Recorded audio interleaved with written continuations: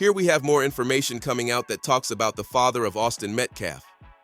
It is always interesting how mainstream media and white community does not talk about the backgrounds of family members in white community, but are quick to research and talk about how bad a black person's family history is. On my last videos on this tragedy, I had a lot of people from the white community in the comments of those videos who was saying things about Carmelo's character, his family, etc. Well, more truth is starting to come out. Take a listen to this. Hey, TikTok, I told you that when I came back, I would share some information with this platform. So at 4:30, I came on and I shared this. No other network has done this. You've seen it first right here with me. Breaking news. Jeffrey Metcalf.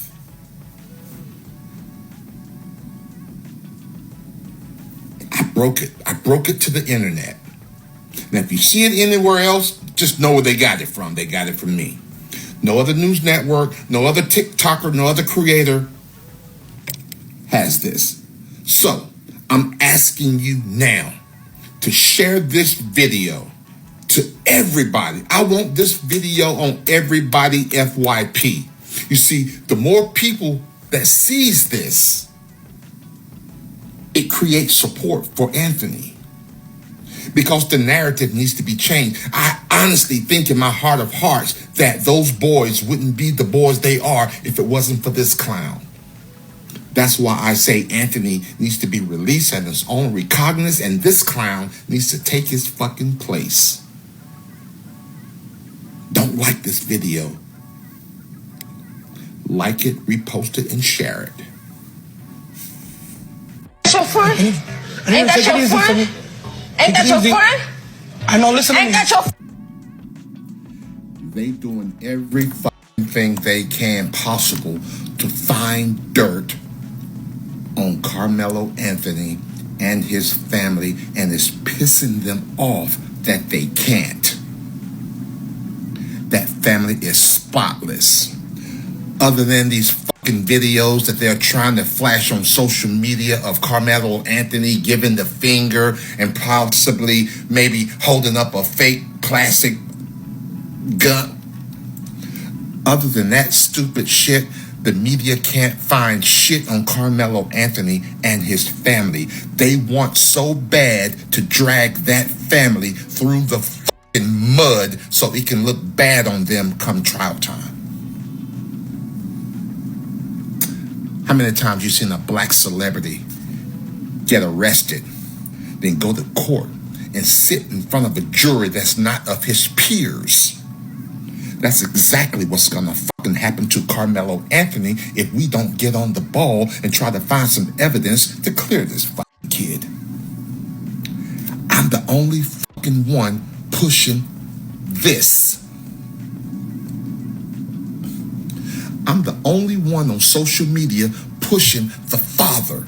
I'm the only one on social media blaming the father. In 2011, Jeffrey Metcalf was arrested for SA. Those twins was 4 years old at the time. Shortly after that, the mother, Megan, packed up those fucking twins and got the fuck out of that house.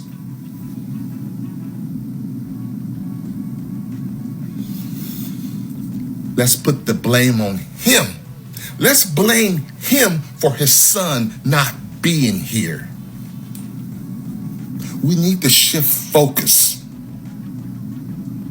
I don't mind dragging a Metcalf through the fucking mud if I could save Carmelo Anthony's fucking life. It's some shit going on with this guy, and the world needs to see it. I'm the only one on social media pushing this shit. I'm begging and I'm asking for help to push this narrative. He's hiding something. He's fucking hiding something. What if just what if he to those, and maybe those boys are the way they are because of what the father.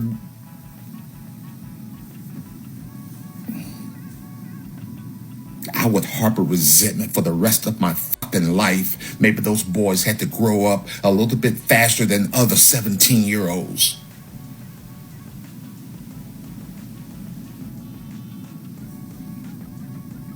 Here's the problem. Next, we will listen to more reactions from Black community on this topic. So Jeffrey Metcalf, the father of the twins, Austin and Hunter Metcalf, Austin, of course, being the victim who unfortunately lost his life at the Frisco track meet at the hands of Carmelo Anthony. We know this. He asked a very powerful question, and that powerful question that he asked was, what kind of family did Carmelo come from? And what kind of family would raise a young man like Carmelo Anthony? And why is the question about the parents so important, right? Because we know that the parents are the ones who are raising the children, and the parents' character, their morals, and their value system, it's important to know what it is, because then we probably can understand more why the child reacts and does the things that they do. I'm not trying to judge, but what kind of parents did this child have? What was he taught? He brought a knife to a track meet, and he murdered my son by stabbing him in the heart. The guy was in the wrong place. They asked him to move, and he bowed up. This is murder. So I don't think it was wrong that he asked that question, but my question would be, since Jeffrey Metcalf was arrested back in 2011 for sexual assault, in 2011, his sons would have already been born because they're 17. So that means they would have had to been born around 2007 or so, right? And we know that he's not married or together with the twins' mother. They're separated because they have several different GoFundMes, one for him, one for the wife, and they might even have one for Hunter, but who knows? But I would want to know what kind of family would raise a young man who would try to physically remove someone from underneath a tent who just wants to stay dry because it's raining cats and dogs. Because I think anybody who is a devout, born-again Christian, their morals and their value systems would say, hey, get up under this tent and stay dry. So just as important as it is for Jeffrey Metcalf to ask who raised Carmelo Anthony, I would want to know who raised Austin Metcalf to be the bully young man that he was on that fateful day down in Frisco, Texas. Finding out that Austin's dad has a sexual assault charge is kind of tea. But all this dirt that we are finding out about this family, and none of the news stations, none of the news articles are reporting on any of this. I actually been researching all the articles, and one of the articles that I saw was kind of mind-blowing, because when have you ever seen a news article clear up rumors about a person? When they say that a black person is a thug, it ain't no news article coming out saying, oh no, we have not proven that. Yet I found a couple of articles literally trying to clear Austin's name, saying none of that has been proven to be true, so it's just speculation. Oh, speculation that he was a bully? So it is true that you are only innocent until proven guilty when you are.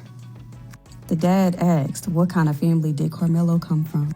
But the question really should be, what kind of family did Austin come from? Questions that need answers. But let's get this information out there. I love the people who are reporting on and finding this information, because baby has the tables turned, and they don't want to hear it. They don't want to see it like that. But we gonna make it happen. Racism is not just a moment.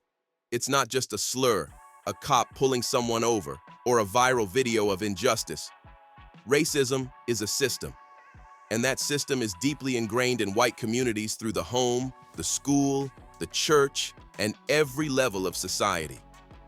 From the moment many white children are born, they are raised in environments that reinforce a sense of entitlement, superiority, and unearned privilege. In the home, white children are often allowed to challenge authority, talking back to their parents, demanding explanations, even being treated as equals before they understand responsibility. While parenting styles vary across every community, in white homes, this freedom is often rooted in a deeper cultural message: the world will bend for you. That's not just parenting, that's training for privilege. In schools, the difference becomes more visible. White children are more likely to have teachers who look like them, teach their history, and affirm their experiences. Meanwhile, black students are more likely to be punished more harshly, labeled as aggressive or disruptive for the same behavior. What white kids learn is this: you are innocent until proven guilty, and even then, we'll give you another chance. Now let's look at the church. For centuries, white Christianity in America has been used to justify slavery, segregation, and systemic injustice. From the pulpit, phrases like "forgive and forget" or "we're all one race, the human race," are used to shut down real conversations about racism. Churches should be leading the fight against hate, but too often they preach peace without justice and comfort without accountability. And then there's the media. The double standard is undeniable.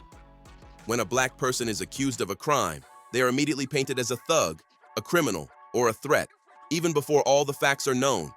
But when it's a white person, the media finds their baby photos, talks about mental health, or says they came from a good family. We've seen this time and time again. Trayvon Martin was called a threat for wearing a hoodie. Michael Brown was described as no angel.